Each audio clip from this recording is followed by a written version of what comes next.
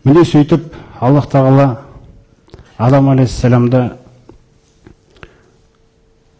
ұйқыда жатқан кезінде тәпсір ғұламаларының айтуынша, сахабалардан жеткен хабарларда адамның ер адам болғаннан кейін жаңағы оған Аллах Тағала жұбайын жаратуды қалады.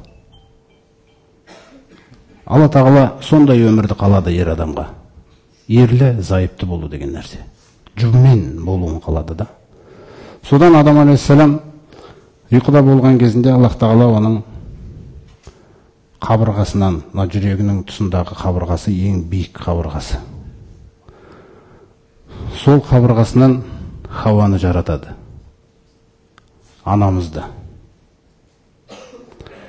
Соны жаратып, Адам алейхиссалам ұйқыдан тұрса алдында әп-әдемі сұп-сұлу жары тұр.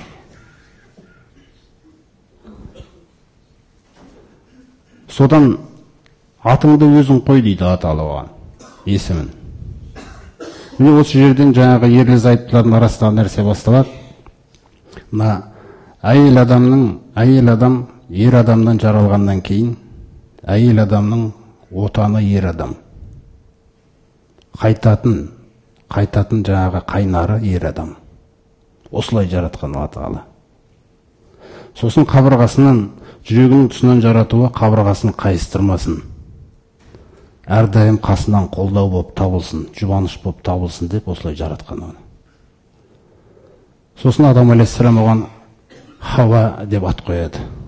Хауа деген сөз өзінің араб тілінде хайюн деген сөз бар, тірі деген нәрсе. Өмірді хаятун деп атайды мысалы. Сол күллі өзінен кейінгі адамзаттың ұрпағына өмір сыйлайтын болғандықтан Адам алейхиссалам сол жаңағы Хауа деп атаған дейді оны. Өмір сыйлаушы деген.